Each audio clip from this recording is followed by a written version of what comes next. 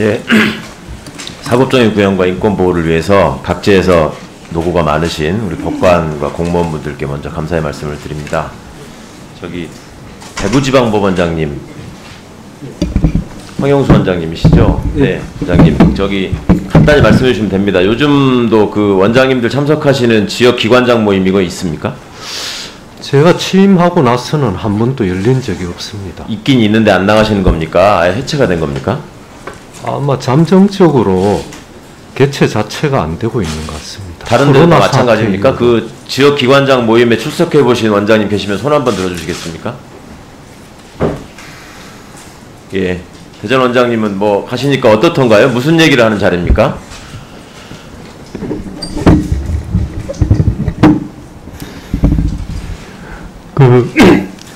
지역의 조찬 모임 형식으로 이제 이루어지는데요. 거기에는 기관장들도 있고, 그 다음에 언론사도 언론사 관계자분들 그렇죠. 네. 참석하고, 상공회의소나 이런 경제 관계인들이 이제 참석해서 지역에 있는 현안이나 이런 부분에서 각 기관에서 조금 브리핑할 게 있으면 브리핑하고, 그런 후에 이제 아침 식사하고 끝나는 그런 모임 성격입니다. 도움이 되셨습니까? 참석하시니까?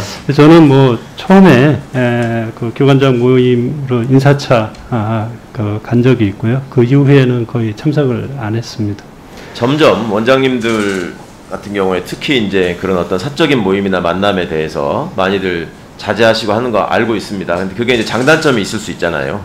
자칫하다 보면은 일반적인 시민들의 인식과 동떨어진 인식들을 그 법관들끼리 모여가지고 자꾸 이렇게 악화될 수 있는 면도 있고 하니까 뭐 그런 점을 일체 하지 마시라 이럴 수는 없는 것 같고, 그런 모임의 성격이나 유익성이나 이런 점들을 잘 판단하셔서 다른 오해가 없게 잘 원장님들께서 처신하고 계시리라고 믿겠습니다. 그리고 또 하나 이 조정위원 통계를 좀 보여드릴 텐데요. 뭐 잘 알고 계시겠지만 이게 지금 과거에 비해서 많이 좀 다양화된 것 같기는 합니다. 근데 이 사업가의 비중이 가장 많아요.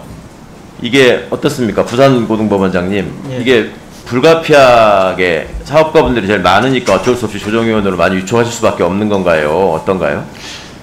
과거에는 그런 분들이 좀 많이 계셨습니다만은 최근에 와서 새로 조정위원을 위촉할 때는 그런 사업가 명망가보다는 전문가 위주로 위촉을 하고 있는 그런 상황입니다.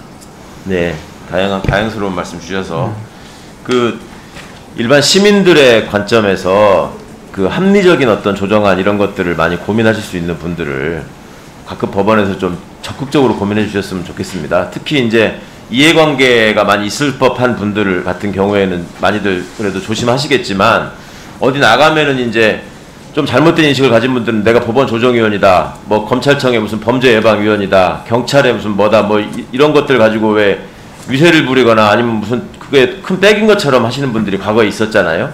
그런 일들이나 없도록 원장님들께서 각별하게 유념하실 걸로 믿겠습니다. 다음으로요, 저기 특허법원장님께 좀 여쭤볼게요. 원장님, 법관이 검사나 변호사보다 우월한 존재입니까? 무슨 취지로 물으신지를 잘 모르겠습니다. 아니, 인격적으로나 인간적으로 우월한 존재냐고요? 실력이나 분석 면에서. 인간적으로 우월하지는 않은 것으로 알고 있습니다. 시민보다는 우월한 존재입니까, 법관은? 시민과 비교해서도 인간적으로 우월하다고 생각하지는 않습니다. 그저 주어진 소임을 다하는 공무원이고, 특별히 사법직역에 관한 전문성을 가진 분들을 법관으로 임명해서 일하고 계시는 거지, 어떤 다른 직역이나 다른 일반 시민들에 비해서 내가 우월하다 이런 생각을 가지신 분들 이렇게 많지 않겠죠? 그렇지는 않을 겁니다. 예. 다만 사법 능력에 있어서는 그래도 나름 노력을 해서 웬만큼 형성이 일반적인 인식이 아직도 법관들은 어려운 시험을 통과해서 그 자리에까지 가서 중요한 일들을 하고 있으니까 일정 부분 존중을 받고 있는 건 사실인 것 같습니다. 그렇죠? 그렇게 생각합니다. 네. 그렇다면 존중을 받는 만큼 그만큼의 예의를 시민들과 다른 직역의 종사자분들께도 보여주시는 것은 당연한 책임이자 의무인 것 같습니다. 동의하십니까? 네, 동감합니다.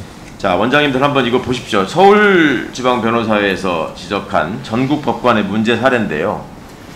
매번 이게 뉴스가 되고 매번 알려지고 있지만 매번 고쳐지지 않고 반복되고 있습니다. 고압적인 언행. 이거는 자신이 우월한 지위에 있다는 걸 생각할 때만 가능한 일입니다. 고압적인 언행. 예단과 선입관. 법관으로서 가장 비치지 말아야 될 일을 지금도 한다고 지적받고 있습니다. 이유 없는 소송 지연, 변론기의 박탈.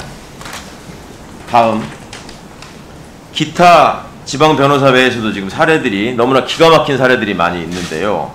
부산지방변호사회에서 올라온 거 한번 보십시오. 부산 원장님들 특히 좀 유념해 주셨으면 좋겠습니다. 무죄를 다투는 피고인에 대해서 반성의 기미를 보이지 않는다고 비난하면서 무죄 주장을 철회하면 감형해 주겠다.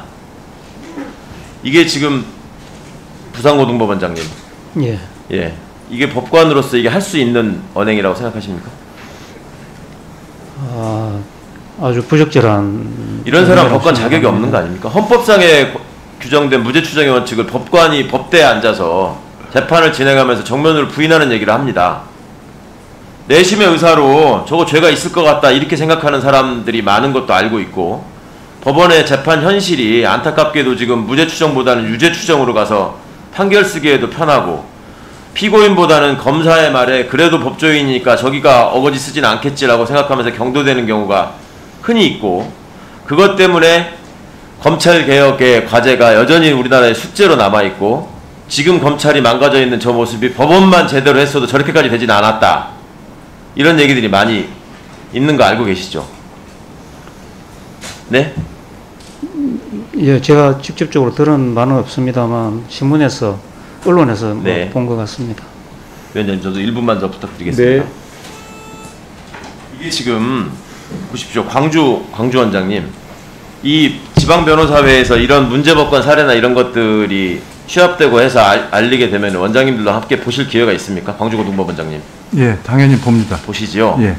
광주회에서 한번 올라온 거 보십시오. 올해로 4차례 하위법관의 이름을 올리거나 2년 연속 선정된 법관도 있다.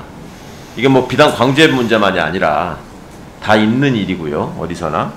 그래서 지금 우리 법원에 대한 신뢰라고 하는 것이 뭐 재판의 결과만 놓고 흔히들 우리 판사님들께서 말씀하시는 게 승패가 있는 일이라서 50%는 반드시 우리를 비난하고 싫어하게 돼 있다, 이런 말씀 자조적으로 하시는 거 들었는데 전혀 그렇지 않습니다.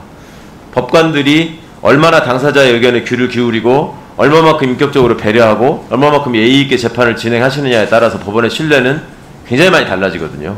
꼭 좀 유념해 주셨으면 좋겠습니다. 부탁드립니다. 네, 수고하셨습니다. 다음은 소병철 위원님 질의하시겠습니다.